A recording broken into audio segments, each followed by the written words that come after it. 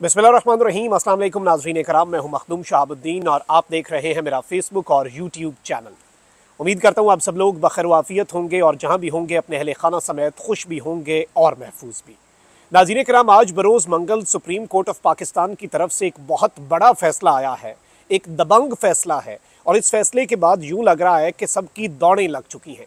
एक जानिब तो वैसे ही दौड़ें लगी हुई हैं पूरे के पूरे निज़ाम की, और सुप्रीम कोर्ट के अंदर नवाज शरीफ की सहूलतकारी के लिए एक और कदम उठाया गया है, तो वहीं दूसरी जानिब सुप्रीम कोर्ट की जानिब से भी एक बड़ा खड़ाक सामने आया है। इसके साथ ही साथ कुछ और बड़ी आम तरीन डेवलपमेंट्स हैं।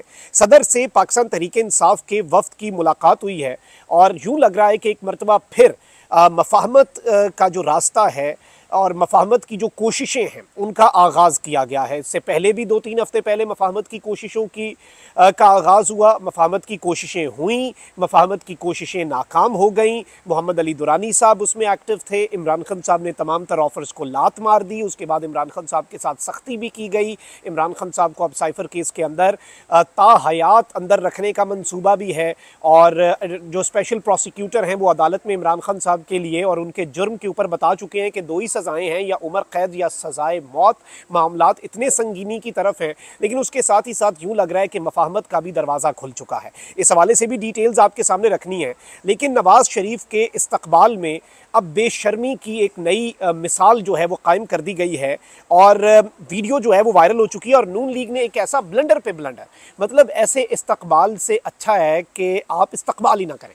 इसके बाद भी अगर मियाँ नवाज शरीफ साहब जो हैं उनके अंदर रत्ती बराबर थोड़ी सी उनके अंदर इतनी वो आप कह लें कि उनमें इतना समझबूझ हो, तो इससे अच्छा वो जैसे कहते हैं ना कि इस तो अच्छा फिर सुलह ही कर लो। तो फिर आप अपने इस्तकबाल का वो जो अपनी अना की तस्कीन के लिए एक इस्तकबाल, मैं क्लिप आपके सामने रखूँगा और आप भी उस क्लिप को देख के गुस्से में भी आएंगे, आपको उसके ऊपर गुस्सा भी आएगा कि ये किस नहज पे जा चुके हैं।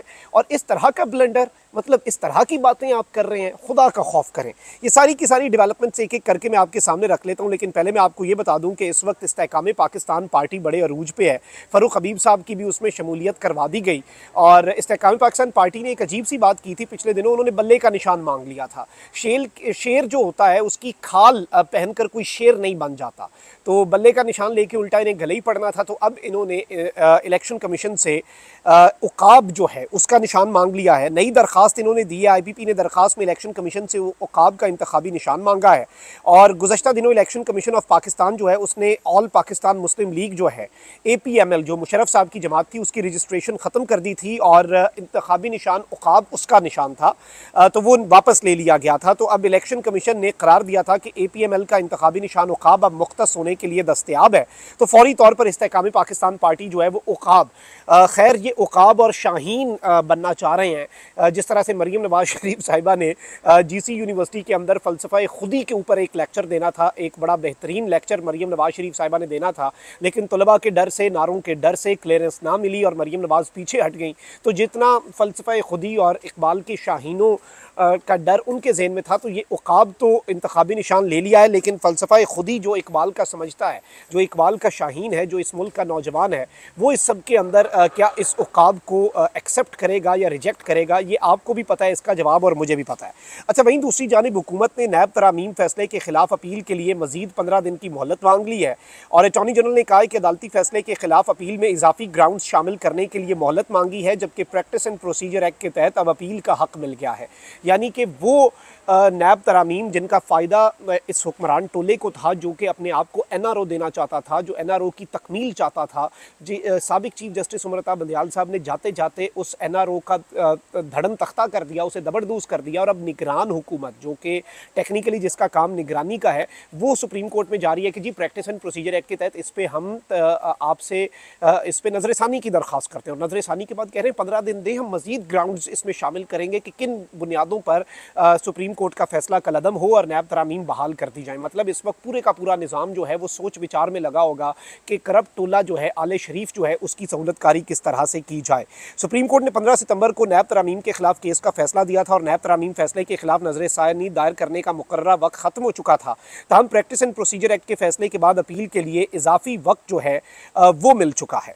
और इस सब के अंदर जाहिर बात है कि अब एक जानिब तो ये आप देखें कि आपकी हुकूमत ये मामलात कर रही है, ये सब कुछ कर रही है, सुप्रीम कोर्ट का भी पोजीशन मैं समझता हूँ इस सब के अंदर वाजे हो जाएगी।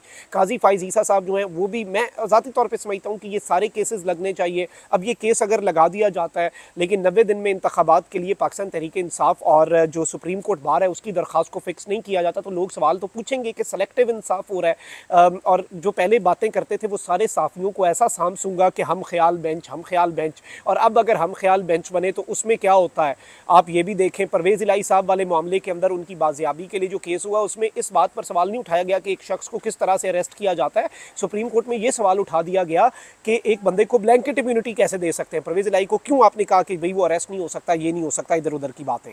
अच्छा, अब यहाँ पर एक जानिब तो ये सब कुछ हो रहा है तो वहीं दूसरी जानिब सदर मुमलिकत डॉक्टर आरिफ अलवी साहब जो हैं उनसे पाकिस्तान तहरीक इंसाफ के वफ्द ने मुलाकात की है। ज़राए के मुताबिक तर्जुमान PTI रऊफ हसन और उमैर नियाजी ने सदर मुमलिकत से मुलाकात की और इमरान खान ने पार्टी को सदर मुमलिकत आरिफ अलवी से राब्ते का हुक्म दिया। पार्टी ज़राए का कहना है कि PTI वफ्द ने दीगर जमातों से मुज़ाकरात के लिए सदर मुमलिकत को मशवरा दिया। पार्टी ज़राए ने बताया कि उमैर नियाजी को चेयरमैन PTI ने जेल में मुलाकात के दौरान हिदायत दी थी। अलीमा खान और पार्टी वकला ने सदर और चेयरमैन PTI की नाराज़गी के बारे बताया था। ज़राए के मुताबिक चेयरमैन PTI ने इंतखाबात के लिए सदर मुमलिकत आरिफ अलवी को अपना किरदार अदा करने का पैगाम भेजा है कि सदर साहब आप अपना किरदार अदा करें, आप अपना काम करें, सब के अंदर जो आपका फरीज़ा है वो निभाएं और कोई नहीं निभा रहा अपना फरीज़ा, आप तो अपना काम करें। और इस सब के अंदर अलीमा खान बता चुकी हैं कि खान साहब सदर साहब से नाराज़ नहीं। अब इस सब के अंदर जो निगरान वज़ीर हैं उन्होंने भी पाकिस्तान तहरीक इंसाफ के रहनुमाओं से राब्ते बढ़ा दिए हैं और जो मुर्तज़ा सुलंगी हैं निगरान वज़ीर इत्तलात उनकी मुबैना तौर पर मुलाकात भी हुई शफ़क़त महमूद साहब जो कि पाकिस्तान तहरीक इंसाफ का हिस्सा है उनके साथ, और ये इंतखाबात से पहले सियासी कशीदगी और सियासी दर्जा हरारत कम करना चाह रहे हैं। तो क्या ये कहा जा सकता है कि एक मरतबा फिर मफाहमत की कोशिशें तेज़ कर दी गई हैं? तो तेज़ तो नहीं लेकिन मफाहमत की एक और कोशिश जो है वो सर ज़रूर उठा रही है। क्या ये कामयाब होगी, नाकाम होगी? पिछली कोशिशें नाकाम हुई, हमारी तो दुआ है कि कामयाब ही हों। और इमरान खान साहब ने भी जो सदर साहब को पैगाम भेजा है वो अपने लिए रिलीफ नहीं मांगा। सदर को कहा इंतखाबात 90 दिन आइन, यही मुतालबा था, यही इमरान खान का मौक़िफ़ था, यही सब कुछ था।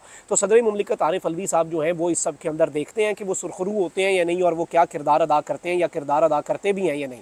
अब एक जानिब तो ये सब कुछ हो रहा है तो वहीं सुप्रीम कोर्ट ऑफ पाकिस्तान से एक बड़ा फैसला आया है और सुप्रीम कोर्ट ने आज़ादी राय से मुतल्लिक़ फ़ैसला जारी किया है। सुप्रीम कोर्ट ने हुकूमत को इख्तियारात के नाजायज़ इस्तेमाल से रोक दिया है। हुकूमत शहरियों के खिलाफ बेबुनियाद और झूठी कार्रवाइयों से परहेज़ करे, ये फ़ैसला आया है। इख्तियारात के नाजायज़ इस्तेमाल से अवाम खौफ और अदम सिक्योरिटी का एहसास अवाम के अंदर पैदा होता है। खौफ का माहौल रियासती इदारों के लिए नफ़रत पैदा करता है। खौफ के माहौल में मीडिया भी आज़ाद काम नहीं कर सकता। हुकूमत नाक़िदीन और सियासी मुखालिफिन को अपना दुश्मन ना समझे। आइन हर शहरी को सियासी, मुआशरती और आज़ादी राय की आज़ादी देता है। शहरियों के इन हुकूक का तहफ़्फ़ुज़ रियासत की आइनी ज़िम्मेदारी है। प्रिंट और इलेक्ट्रॉनिक मीडिया मालूमात पहुँचाने का ज़रिया है। आज़ादी राय का हक़ इस्तेमाल करने पर सियासी वर्कर्स और सहाफ़ियों और दीगर पर मुक़द्दमात का इंदराज हो रहा है।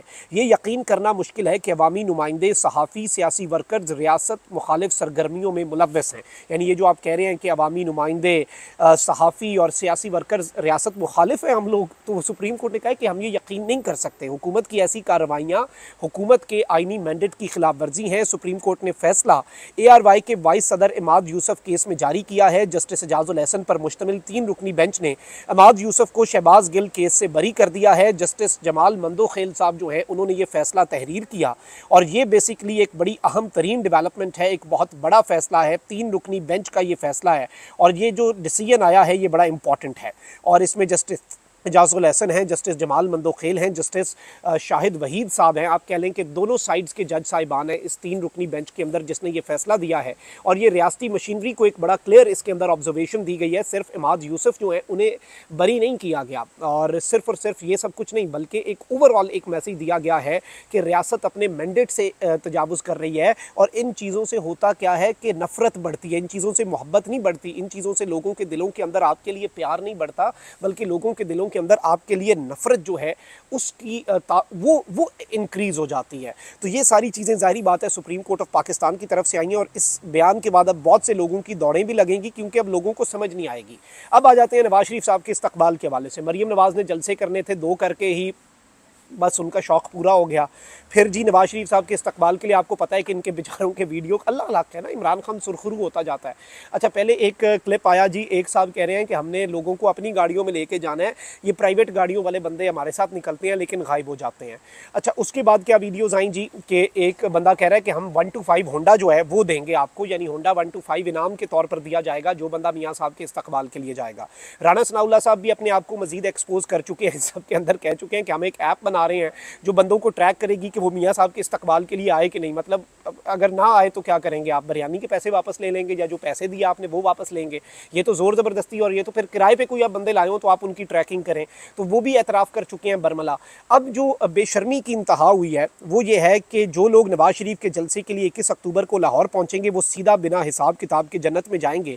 इसकी गारंटी मैं देता हूँ। ये नून लीग के रहनुमा हैं चौधरी असदुर्रहमान साहब, और इन्होंने ये बात की है, पता नहीं ये किस हालत में थे जब इन्होंने ये बात की, लेकिन ये अजीब सी बात है और इस पर हंसा जाए या रोया जाए कि आप जन्नत, मज़हब को वैसे भी नहीं लाना चाहिए बीच में, और जन्नत के आप टिकट्स दे रहे हैं। मतलब क्या हो रहा है हमारे मुल्क के अंदर और क्या हमारे मुल्क को बना दिया गया। आप ज़रा ये क्लिप सुने और फिर आप इस क्लिप के ऊपर अपना सर धुने। अल्लाह ने फरिश्तों को हुक्म दिया कि यहाँ जितने लोग इकट्ठे हैं, वो उस नवाज शरीफ के साथ मीटिंग थी लाहौर में, जब वो नवाज शरीफ साहब बड़े मुश्किल में थे, तो मैंने कहा जी अल्लाह ताला ने फरिश्तों को कहा है कि जो जो यहाँ पर ये बैठे हैं इन सब के नाम लिख दो, ये बगैर हिसाब के जन्नत में जाएंगे।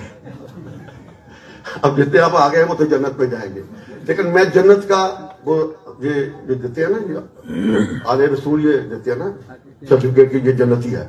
तो मैं आपको सर्टिफिकेट देता हूं कि जो यहां आ गए हैं वो तो जाएंगे ही, जो लाहौर जाएंगे किस मार्च को, वो भी इंशाल्लाह सीधे जन्नत में जाएंगे। क्यों कि मैंने आपको कहा है कि हमने अपनी जात के लिए नहीं जाना।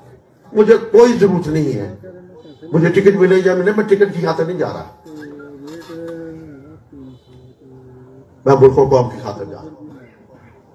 मुल्क तबाही के किनारे पर पहुंच गया। पूरी दयानतदारी से समझता हूं कि इस वक्त इस मुल्क में मुस्लिम लीग की क़यादत से बेहतर क़यादत नहीं है। मैं खुशामदी नहीं कहूँ ये फरिश्ते हैं, ये फलां है। मैंने शहबाज शरीफ साहब को 2018 में कहा, मैं बहुत नाराज था अपनी जमात से, हमारी पार्टी में बहुत मुश्किल वक्त आ गया था, तो कुछ लोग फिर ऐसे इकट्ठे। जी नाज़रीन इकराम, आपने ये क्लिप सुना, अब इस पर मैं क्या कहूँ। ये बता रहे हैं कि जो यहाँ पे आज मेरी कॉर्नर मीटिंग में आ गया उसके लिए तो जन्नत है ही है, जो मियाँ साहब के इस्तकबाल के लिए गया उसे भी जन्नत का सर्टिफिकेट दे रहा हूँ। ये हमारे मुल्क में क्या चल रहा है। और बात अगर इधर ही आ गई है, बात 125 पे आ गई है, बात बिरयानी की प्लेटों पे आ गई है, बात लोगों को धक्के से लाने पे आ गई, बात जन्नत के सर्टिफिकेट्स पे आ गई है, तो फिर खानदान सुलह कर लो तो बेहतर है। कमेंट सेक्शन में राय का इजहार ज़रूर करें। अपना बहुत ख्याल रखें। अल्लाह निगहबान पाकिस्तान जिंदाबाद।